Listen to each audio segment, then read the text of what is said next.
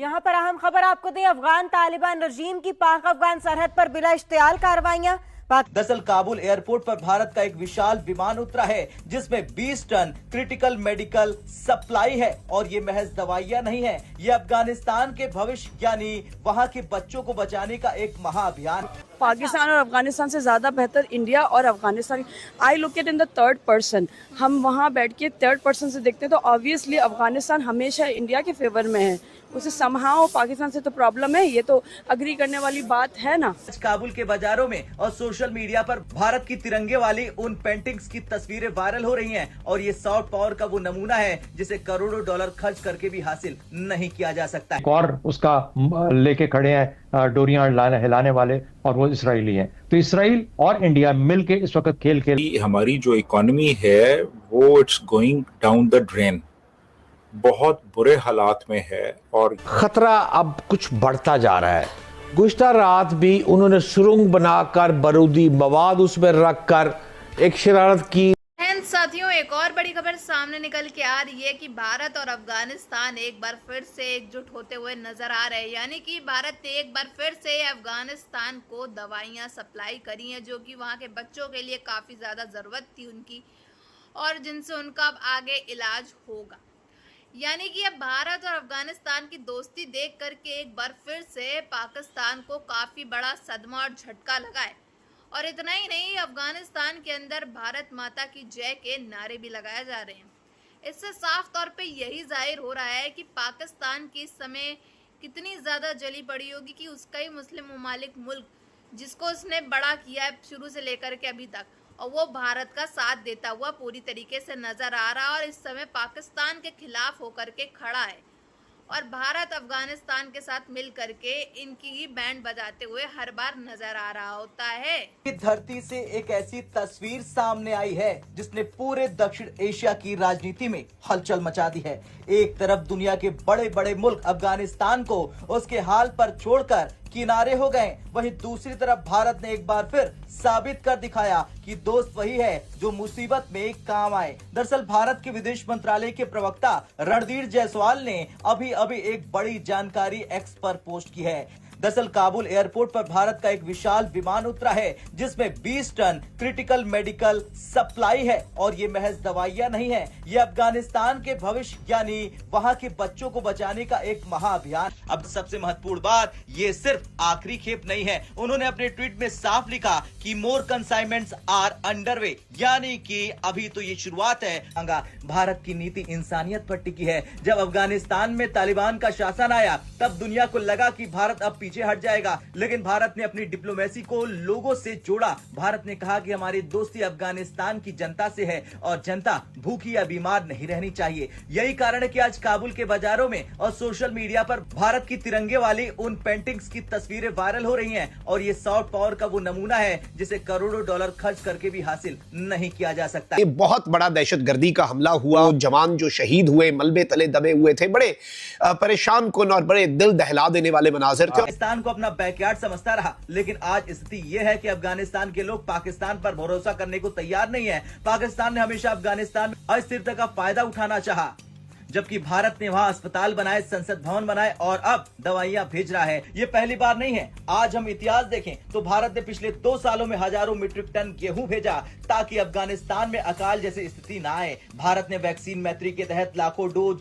Covid vaccine पहुंचाई। काबुल का Indira Gandhi children hospital आज भी वहां के बच्चों के लिए सबसे बड़ा सहारा है जिसे भारत ने संवारा है। भारत की ये 20 टन की ताजा मदद इसी कड़ी का हिस्सा है। मैं पहले से ये साजिशें कर रहे हैं, इसमें कोई नई बात नहीं है। मसला रियासत पाकिस्तान और रियासत अफगानिस्तान का है और इसका है कि रियासत अफगानिस्तान क्या बनती जा रही है। वो जो कुछ आपने जिक्र किया, जिन ग्रुपों का वहां पे मौजूद है, इस वक्त खतरा किस किस को है? पाकिस्तान को सबसे पहले, ईरान को अगर वहां पे कुछ गड़बड़ होती है तो कौन इस्तेमाल करेगा? इसराइल, जो कि भारत के साथ मिलकर अफगानिस्तान में इस वक्त अमल पैरा है और वो अपने उसके मफादात हैं, वो पाकिस्तान के खिलाफ भी काम कर रहा है और उसी तरीके से वो ईरान के खिलाफ भी इन लोगों को इस्तेमाल करेगा। और उसका इन दोनों से बढ़ के जिससे दाइश और टीटीपी से बढ़ के ये खतरा है जो कि पाकिस्तान को है। पाकिस्तान इनके खिलाफ लड़ता रहेगा। एक वफाक के साथ मिलकर एक ऐसी स्ट्रेटेजी बनानी है जिसमें पाकिस्तान का दिफा जो है उसको नाकाबिले तस्वीर बनाया जा सके। तो ये तो तय होगी। मैं अब आपके सामने ला रहा हूं बैरूनी अवामिल जो कि ज्यादा बाजी होकर खतरनाक तरीके से सामने आ रहे हैं। ये खतरा हमें ज्यादा बड़ा नजर आएगा। ये अंदर वाले काम तो करने ही करने हैं, जो बाहर वाला काम है वो एक बहुत बड़ा खतरा बन के आ रहा है। उसके लिए एक वो है जिन्होंने अपनी आंखों पर खोपे चढ़ाए हुए हैं, दूसरे वो हैं जो दूसरों सबकी आंखों पे खोपे चढ़ाने की कोशिश कर रहे हैं अपनी किसी मसलहत, किसी मफाद, किसी के बावजूद भी, क्योंकि लोग तो ये कह रहे हैं कि इंडिया जो है अफगानिस्तान को सपोर्ट करता है, इसलिए उसके अंदर इतनी हिम्मत आ गई है कि वो पाकिस्तान के साथ जंग करता है, जिसके अंदर कहा यह जा रहा है कि भाई डिप्थीरिया की वैक्सीन है, टेटनस की वैक्सीन है और BCG का वैक्सीन है और ये सब चीजें हैं।